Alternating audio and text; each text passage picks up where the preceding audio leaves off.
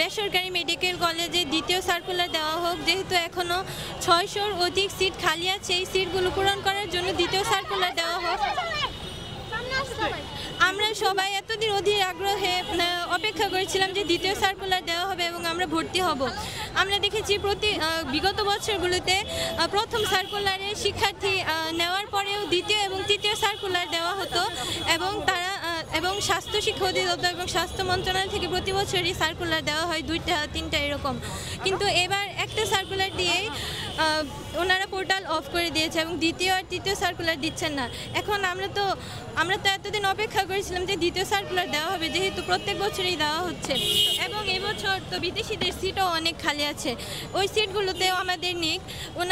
ওনাদের নীতিমালায় বলা ছিল যে বিদেশি শিক্ষার্থীদের সিটগুলো খালি থাকলে সেই সিটগুলো দেশি শিক্ষার্থীদের দ্বারা পূরণ করা হবে। এখন আমরা দেখতে পাচ্ছি ওনারা নিজেরাই বলছেন, স্বাস্থ্য শিক্ষা অধিদপ্তরের ডাক্তার রুবিনা ইয়াসমিন ম্যাম বলেছেন যে এবছরও 600-র অধিক সিট খালি আছে, কিন্তু স্বাস্থ্য মন্ত্রণালয় থেকে আমাদের অনুমতি দিচ্ছেন না পোর্টাল অন করার। সেই জন্য আমরা এবার দ্বিতীয় সার্কুলার দিতে পারছি না।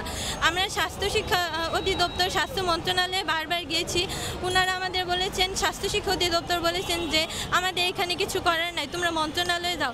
মন্ত্রণালয়ে যাওয়ার পর ওনারা বলছেন যে আমরা এবার সার্কুলার দিব না, আমরা দ্বিতীয় সার্কুলার দিব না, আমাদের কিছু করার নাই। আমরা বলছি গত বছর, এর আগের বছরও তো দেওয়া হয়েছে। ওনারা বলছে আগের সরকার দিলেও কি এবারেও দেওয়া হবে? গত সরকার দিয়েছে বলে কি আমরা দিব না। এখন আমার বড় বোন একজন সরকারি যশোর মেডিকেলের একজন শিক্ষার্থী ছিল। সেকেন্ড ইয়ারে পড়াকালীন আমার আপু হঠাৎ অসুস্থ হয়ে যায় এবং 2 বছরের লড়াইয়ের পর আপু মারা যায়। এখন আমি তো চাইছিলাম আমার আপুর স্বপ্নটা পূরণ করার, কিন্তু ওনারা তো সেই সুযোগটা দিতেছে না। আমি প্রথম সার্কুলারে মেধা ও অসচ্ছল কোটায় আবেদন করেছিলাম, কিন্তু ওনারা আমাকে সিলেক্ট করেনি। আমি স্বাস্থ্য শিক্ষা অধিদপ্তরে গিয়েছিলাম, তখন মহিউদ্দিন স্যার বলেছিলেন যে তুমি যেহেতু তোমার বোনের স্বপ্ন পূরণ করতে চাও, আমরা আবার দ্বিতীয় সার্কুলার দিব, তোমরা খোঁজ খবর রেখো, তখন ভর্তি হও। কিন্তু মে মাসের দিকে তোমরা খবর রেখো। মে মাসের শেষে আমরা যাওয়ার পরে ওনারা বলতেছে আমাদের কিছু করার নাই, আমরা সার্কুলার দিব না। এখন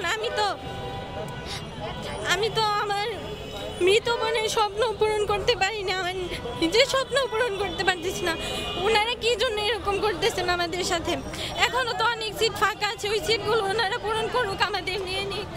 আমাদের পজিশন তো আমরা যারা দ্বিতীয় সার্কুলার চাচ্ছি, আমাদের বেশিরভাগের পজিশনই হচ্ছে 20,000-এর ভিতরে।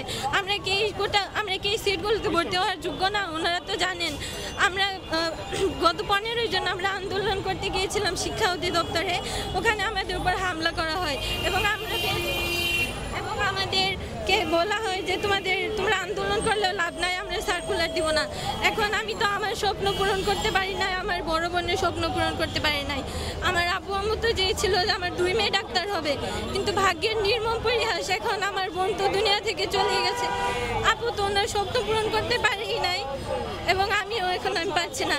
এখন আমি স্বাস্থ্য শিক্ষা অধিদপ্তর এবং স্বাস্থ্য মন্ত্রণালয়ের কর্মকর্তা এবং স্যার ম্যাডামদের অনুরোধ করছি, আপনারা দ্বিতীয় সার্কুলারটা দিন, আমাদের ভর্তি হওয়ার সুযোগ করে দিন। আমরা এতদিন অপেক্ষা করছি, আমাদের এভাবে হতাশ করবেন না। ধন্যবাদ।